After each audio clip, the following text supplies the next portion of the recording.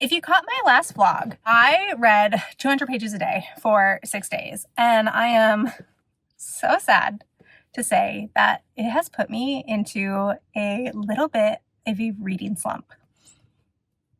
I initially planned to do a different vlog this week. I was going to read all these library books that I had checked out that I was super excited. I started filming the vlog and I maybe got 2 days into it and I didn't like anything I was reading. Or I liked it, but I just didn't care. And reading is the least entertaining thing I can think of to do at the moment. So that is very upsetting because it is my favorite hobby, but it's also a hobby. And so it should be fun. And I shouldn't really be forcing myself to do something that's fun, but I also don't want to not want to do my favorite hobby. So we're going to try and work through this reading slump by not really committing to what I'm going to read in this video. I'm just going to wing it and I'm going to see what is interesting, what I feel like, what I don't feel like, what sparks excitement, and trying to quickly abandon what I'm not interested in. So I have a little break from work this morning because my schedule's a little funky this month, hence why I'm wearing my shirt that my boss gave me. And I have a break in between classes and I'm at my favorite coffee shop and I want to get a nice coffee and I want to sit and I want to read. I was going to read outside, but it's actually raining today, which is so nice. I'm so excited, but I think it doesn't mean I'm going to have to sit inside. We'll see. Maybe I can find a covered place to sit because there is some of that available. Anyways, not the point. I brought so many things with me to the coffee shop. So let's talk about them real quick. I am reading the last book in the Kindred's Curse saga, Heat of the Everflame. I'm farther along than my bookmark says because I've been primarily listening to this on audiobook and I am enjoying this a lot. I didn't really want to vlog about this book, however, because it is the third book in a trilogy, so there's not a whole lot I can talk about. And it is so chunky. It's over 800 pages. Like the audiobook's like 35 hours. Even listening to it at 2 times speed, it's still going to be like, what, a 13-hour audiobook, 14.5-hour audiobook. So it is a time commitment, but I am very much enjoying it. It's very fun. It's very easy to listen to. It's very easy to read. I have the ARC, so it's like so floppy, which is really delightful. And I did bring my headphones, so I could listen to this and like do a tandem read. I have Road to Ruin by Hannah Lee, which is from my, I guess now abandoned library book vlog. I did DNF a book pretty early on in that vlog. And then this one I started yesterday and I'm 26 pages, so not a ton, but I am liking it. It's like dystopian fantasy. So there's on a different planet. So I guess also kind of sci-fi. And there's like this magic that powers everything. And our main character, Jin, is a courier but has to disguise herself as a man for safety reasons and rides this like motorbike that's like run on magic and like has this pet like pterosaur situation. I don't know. I like the writing. It's really easy to read. Chapters aren't too long. I know it's going to be really queer and I am curious. I'm not like super invested yet, but my intrigue is pretty high. I don't think this is going to be the vibe, but I also have the Elizabeth Gaskell book I'm reading for this month because it is kind of long and I do want to start chipping away at it a little bit, even if it's only like 5 pages at a time.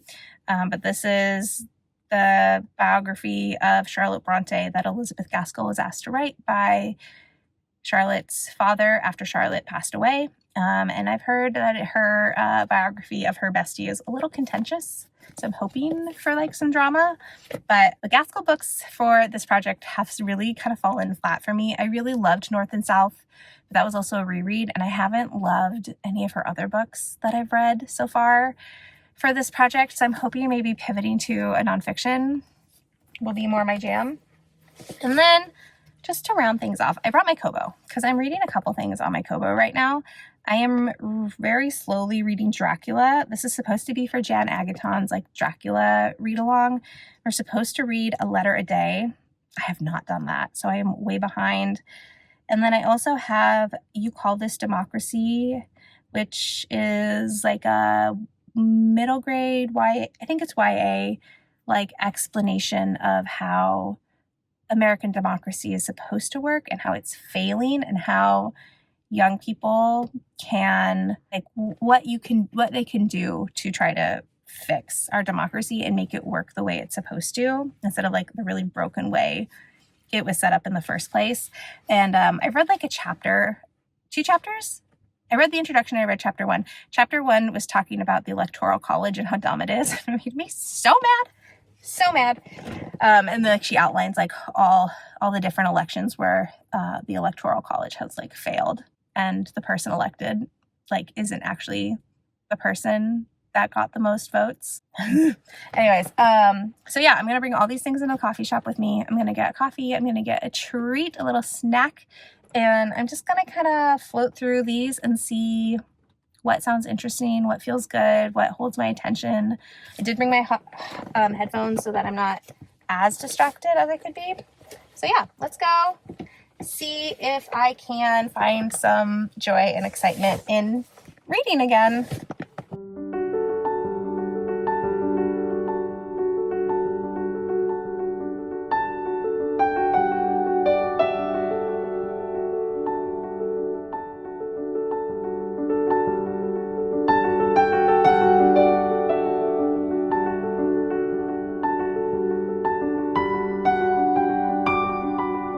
All right, we're gonna be risky and record in the parking lot of my work. So let's hope nobody I know parks next to me.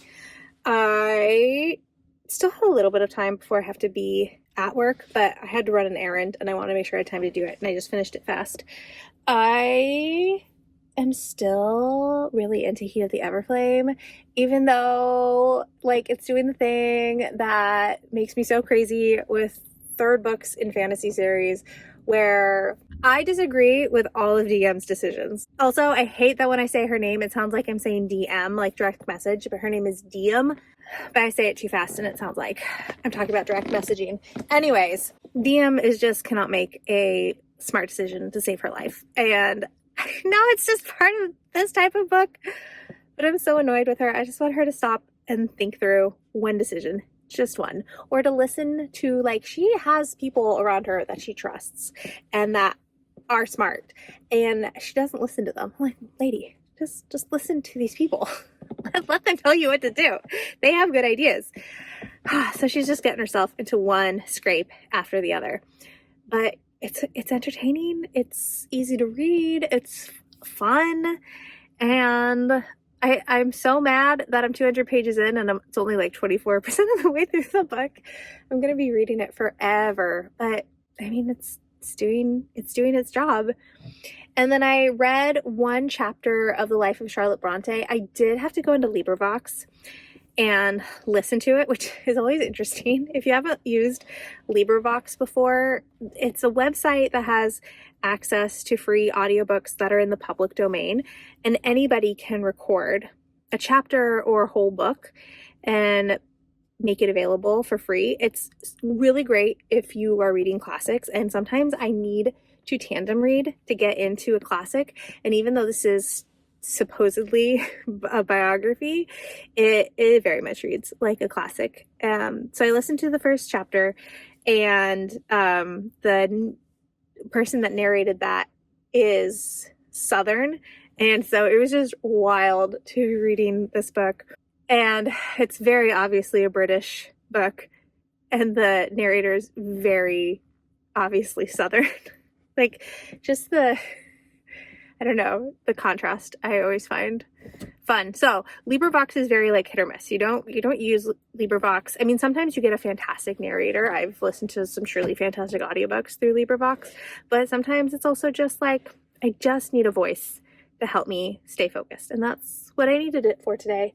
And the first chapter was really interesting because she's really setting the scene for where Charlotte Bronte lived.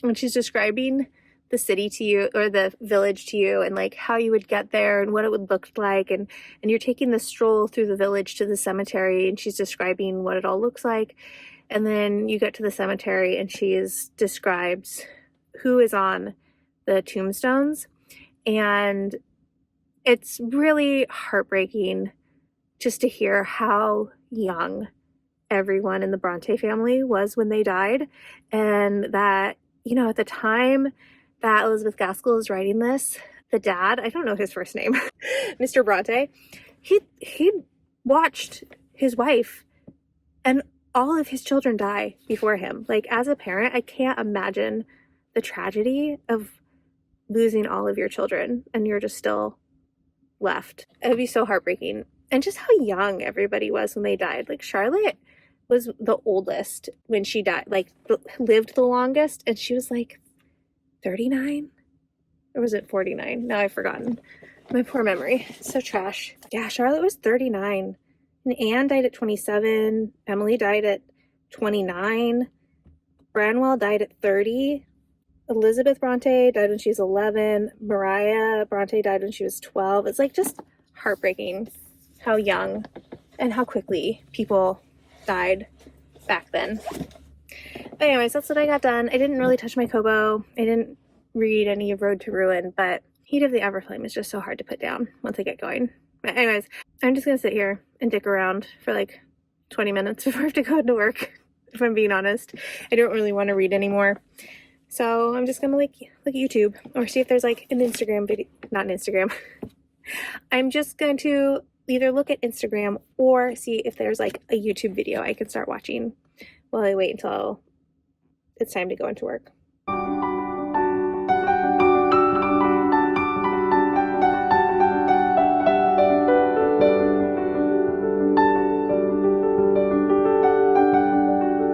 Okay, it's another day, another coffee shop, though I do need to go to work, so we're gonna update kind of quick. I was just in there for maybe 40 minutes, not super long. I just had a weird like hour gap between dropping the kids off at camp and needing to be at work, and I read a chapter and a half, 2 chapters of You Call This Democracy, which I think, as I'm in this slump, I can understand how some people are like, I only read nonfiction, because I find my experiences reading nonfiction to be so much more dependable than my experiences reading fiction.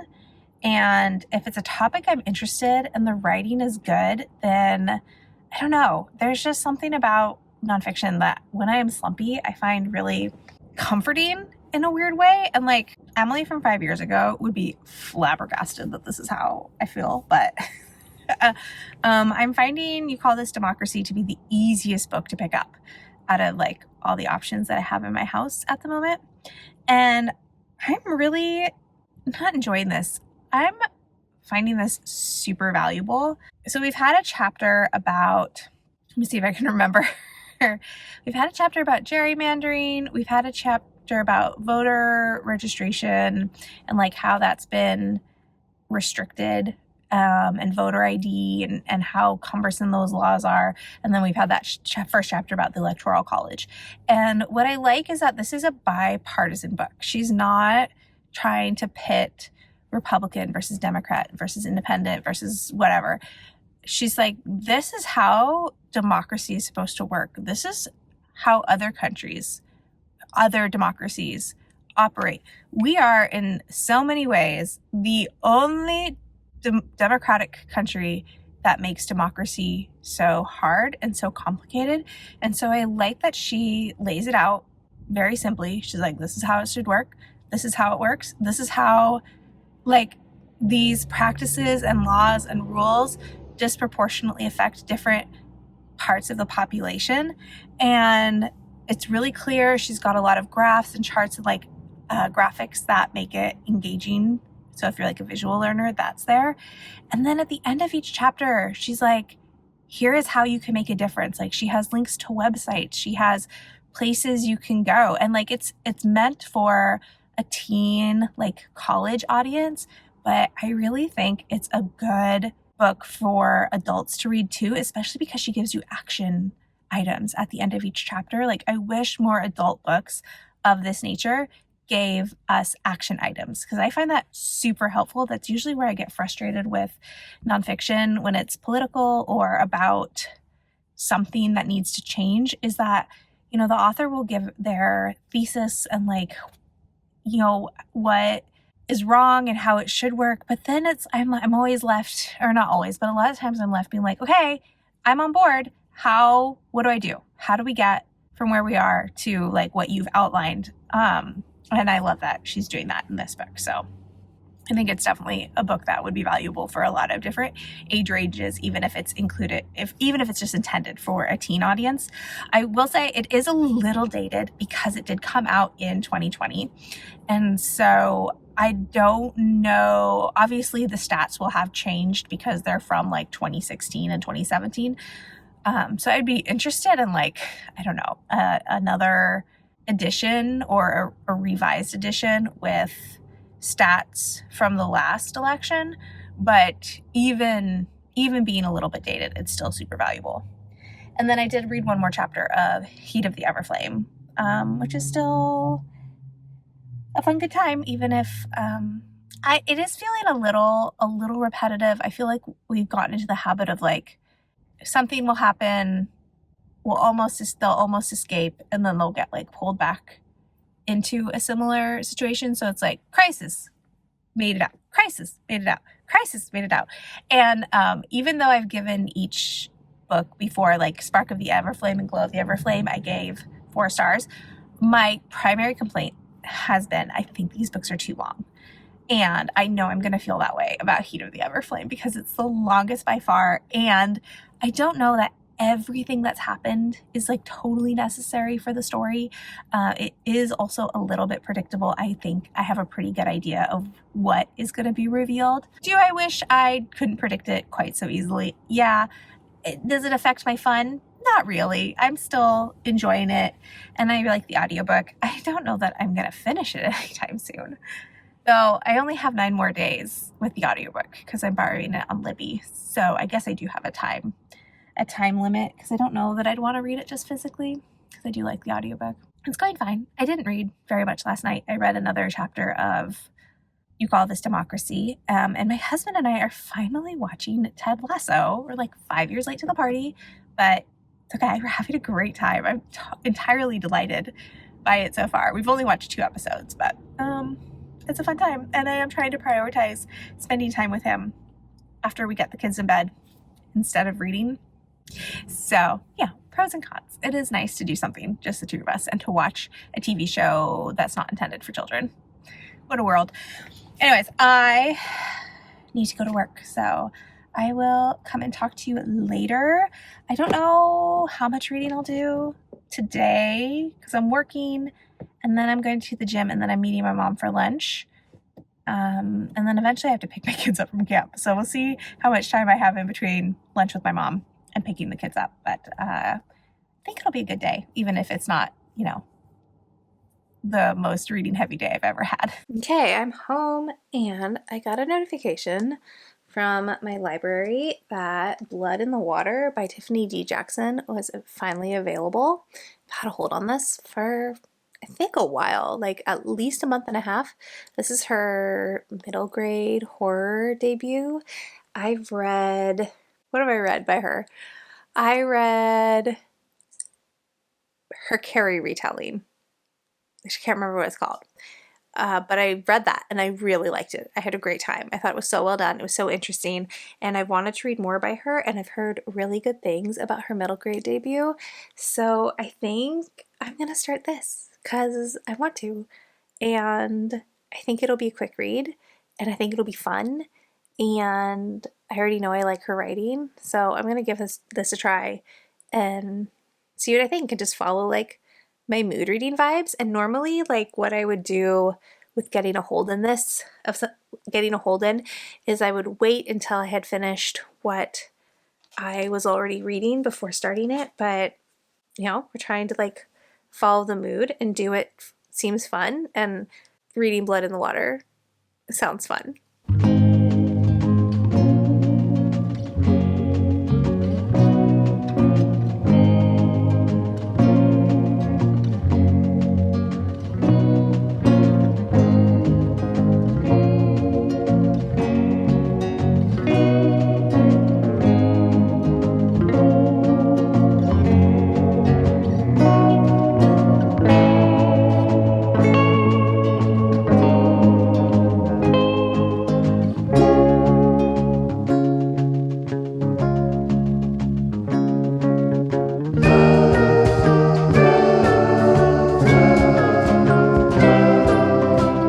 It's just about time for me to go to work, so I wanted to give you a quick update. I started a new book when I went for my walk yesterday, which you saw. And it's fine. It's an ALC that I've had on Libro FM for a very, very long time. I'm kind of afraid to look and see how long I've had it. 2019. It feels like it came out in 2019. And so far, it's just about like reading. Like it's like the tagline says, the history and future of reading. And you know, it's a little pretentious. I'm not gonna lie. I don't love it. I don't even know if I'll finish it. But it was a good thing to listen to for about 40 minutes. I definitely zoned out while I was on my walk, but that's okay. It served its purpose in the moment, but I don't know if it's totally worth my time finishing. I did make a really good dent on Heat of the Everflame today because I was filming a video where I wasn't talking about books, but I needed to be reading a book. And so I'm finally 50% of the way through. And oh, let me just say, so I know something about what DM can do, but nobody else knows. But if you're the reader, you know what she can do. And there is a problem that needs to be solved. And if she just did the thing that we know she can do, that problem would be done so fast. But Penn Cole is doing the thing in this book where everybody is an idiot. Everybody is being an idiot. No one is paying attention. No one is listening. And it's so frustrating to read right now because everyone is just being an idiot. Also, I talked about this really briefly in the video that I was filming while I was reading this, but I feel like Penn Cole got to book 3 and went, crap, I don't have any queer characters in here, and retconned 2 characters into being queer. And granted, the 2 characters that have come out as queer in this book are my 2 favorite primary, secondary characters. I absolutely adore them, but it's just feels inauthentic to have this representation. Now it feels like in the 3rd ACOTAR book when Sarah J. Maas is like, all of a sudden, oh yeah, this character has been queer the whole time. I'm like, whatever, fine. Like, whatever. So that's annoying. Like, I guess I'm glad the representation is here, but it's just annoying the way it was done and how it was communicated and how thick DM was, like, about realizing that a character was queer. Like, so many hints were dropped, and she's just such a dummy. I feel like she's more of a dummy in this book than she has been in the other 2 books, because in the other 2 books I felt like she was smart. She was just impulsive, and so she wouldn't think through her decisions, and then of course, you know, they would backfire in her face or there'd be consequences she didn't anticipate. Whereas this book, I feel like she's just being dumb, and I don't want her to be dumb.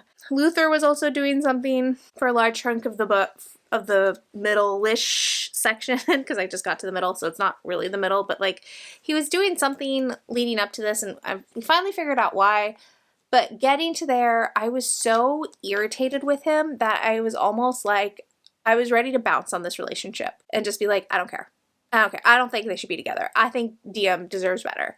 And then we found out why he's been a dick, but I'm still annoyed with him, and I don't know. I'm only happy with like 2 characters right now in this book, and everybody else could just like fuck off a cliff for all I care at the moment. This is why I don't like books that are this long, because I think to prolong a plot for this long, everybody just has to be a dummy. And I just, like, even though it's fun and the writing's easy, at 400 pages, I don't feel like we need all this. I feel like this story could be tighter and the same things could be included, and then everybody could be smarter, and it'd still be a good time. And those are my thoughts.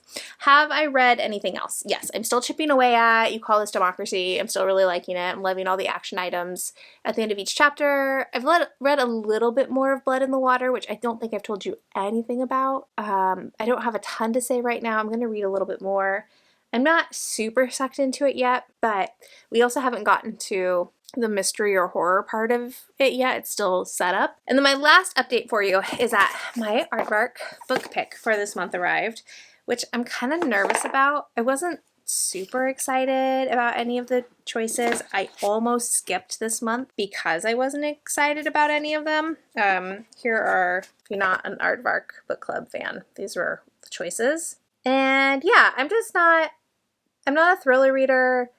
I don't buy contemporary romance because I'm so picky that the chances I'm gonna love it are really dicey. So I prefer to try out romance from the library, and then if I love it, I'll buy it.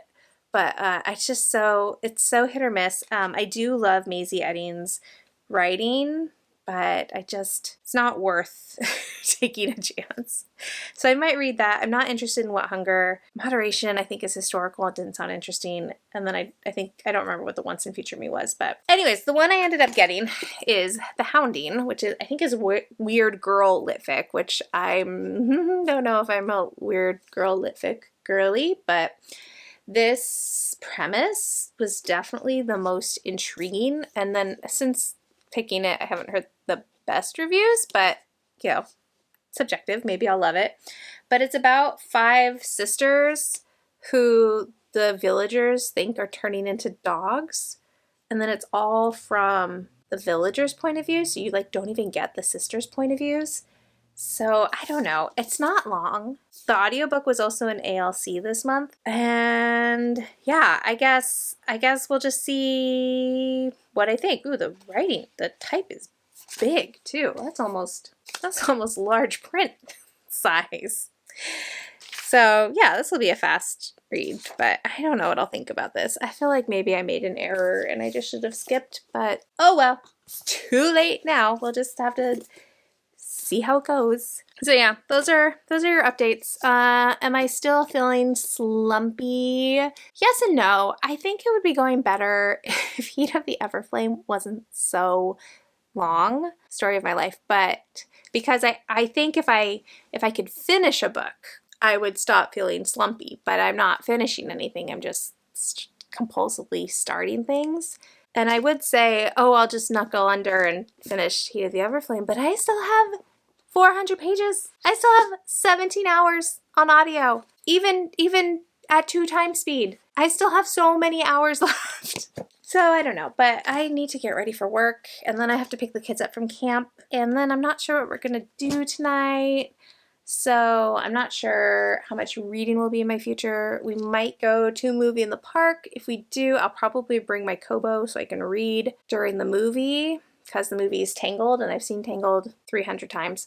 So I don't feel like I really need to pay attention to it. It's like there's so many things that I want to start, or there's so many things I want to read, but I want to just be in a book I love. I don't want to start any books. Does that make sense? I don't know. Well, let's just see.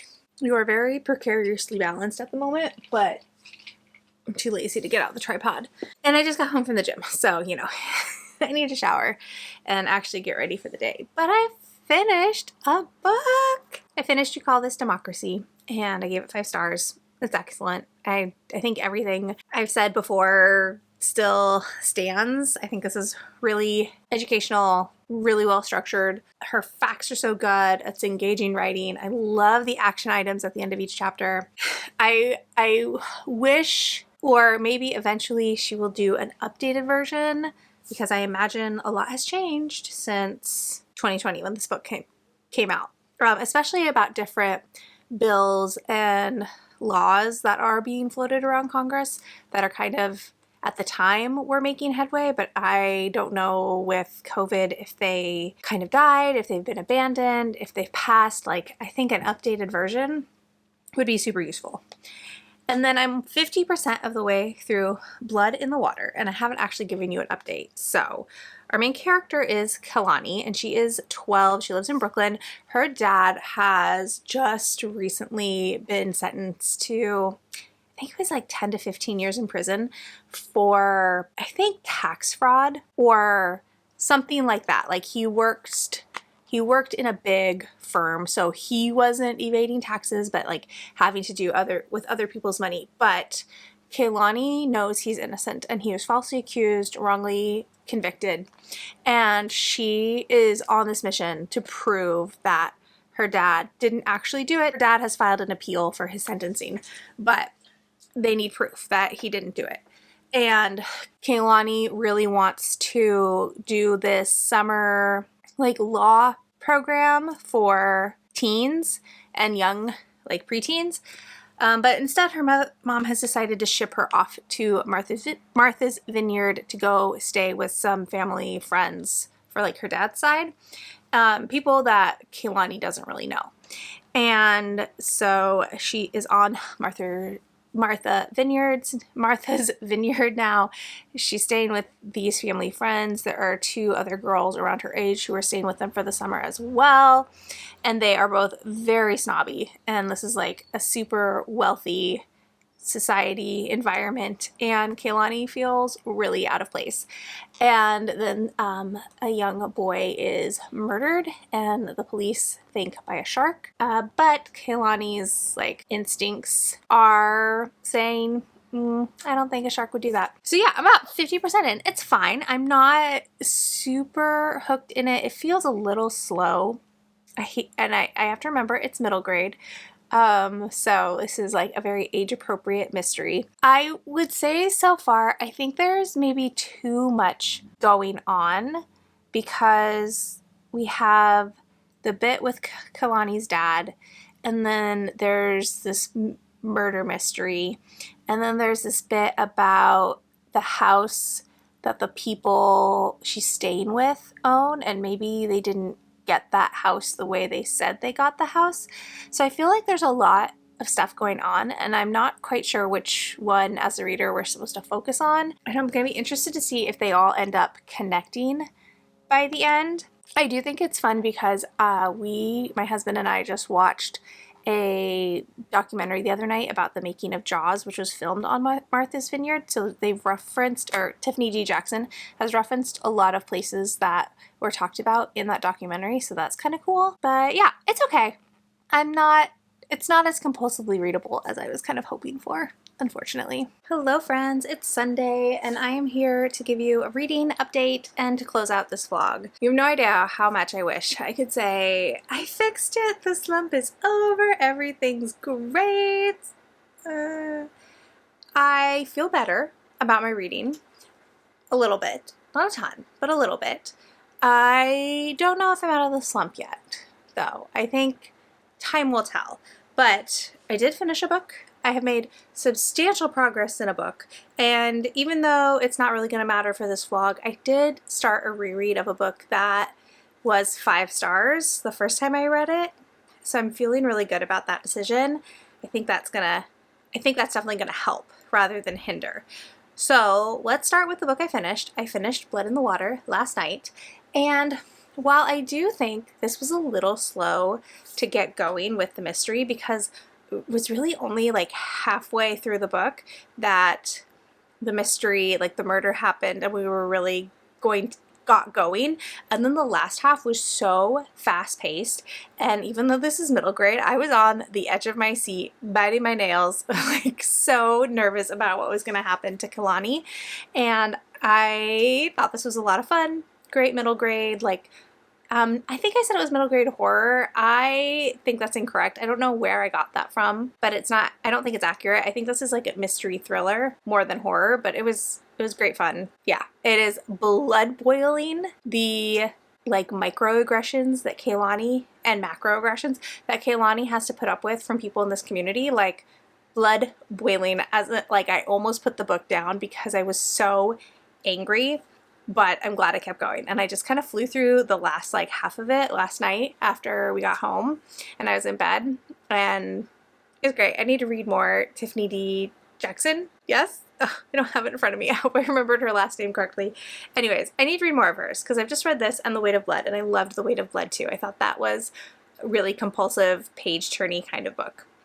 And then I have made so much progress on Heat of the Everflame. I'm 600 pages in. Still have 200 pages left, but that's okay. I have come back around. I am back to having a really fun time. We got through, I don't know, there was just stuff in like the first, I don't know, whatever this like section would be called, that I just I mean, it was fine. I didn't feel like it was all necessary, and it didn't always feel like it was moving the plot along in a way that felt satisfying. But now in hindsight, I can kind of see like, okay, no, we needed all those things to happen to get to where we are now, but it is like high action now. And Luther stopped being an idiot, and the romance is progressing again, and I really love them together. I love how down bad Luther is for Diem, and he will just lay everything at her feet. And there was a moment in the book where, I won't give anything away, but she is just causing havoc in this kingdom. Like, she is just stomping all the weird like hierarchical structures and things that they've been doing for forever into the ground, and he's just like, damn, you're hot when you disrupt the patriarchy is basically the vibe he's giving off. It's so fun, and I'm so glad I'm back to having a good time with it, because earlier I was definitely feeling like it wasn't going to be a 4-star like the other two books had been. It was feeling more like a 3.75, maybe a 3.5. And I was so bummed because I did not want that for myself, but we're back up to a 4-star, maybe a 4.5, depending on how this ending goes. And I just really love how the romance has been done through this whole series. I mean, in the first book, Spark of the Everflame, these two don't even like have any feelings for each other. Like, it's a lot of animosity towards each other.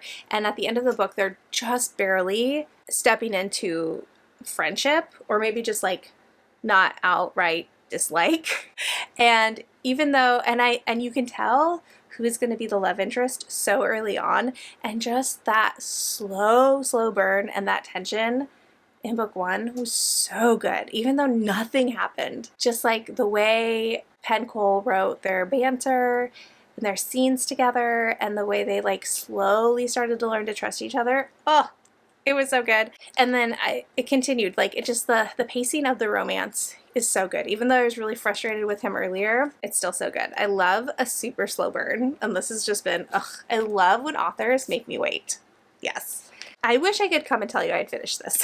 That would have been the dream, but I don't want to push myself to do that. I did listen to a lot of it today because I was cleaning like a madwoman around my house. So I think I read a solid like 150 pages today listening to the audiobook while cleaning. So not too shabby, nothing to complain about. And then, just in case anyone's curious, my 5-star reread that I started last night is The Unbroken, which I think I'm going to do a designated like spoiler-filled reading vlog, because I'm trying to catch up before book 3 comes out at the end of the month. So I think I'm going to start filming a spoiler-filled vlog for this one, in case you're also like me and you want to continue on with the series but you don't remember what's happened. And finding spoiler like reviews, like in-depth spoiler reviews of the books that I need to reread is impossible. So I'm going to provide the service that I desperately need in hopes that somebody else needs it as well. So that's the plan, but I'm not going to, obviously, we're ending the vlog now, and I only read 1 chapter last night. So yeah, that's the end of my slumpy little reading vlog. Did I read myself out of my slump? No. Do I have any solutions for when I'm in a slump? No. But I think this picking up and reading a 5-star will be good, especially since Full Moon Readathon starts on Wednesday. And I definitely do not want to be slumpy for Full Moon Readathon. So anyways, this update is so long now, and I'm just trying to say goodbye. This is what it's like if you're part of my family, by the way. We go to say goodbye. We end up talking for 10 more minutes. Thoughts and prayers to my brother-in-law, who has to put up with it every single time we get together. But anyways, all that aside, thank you so much for watching, spending your precious time with me. I hope this vlog was somewhat entertaining, even though I was not super jazzed about a lot of books. Maybe I'm misremembering how this week went. But anyways, if you'd like to leave an emoji to let me know you were here, let's do the face melting into the ground emoji, because it's kind of how I felt this week. And like if you liked it, subscribe if you want to, and I will talk to you in the next one. Bye!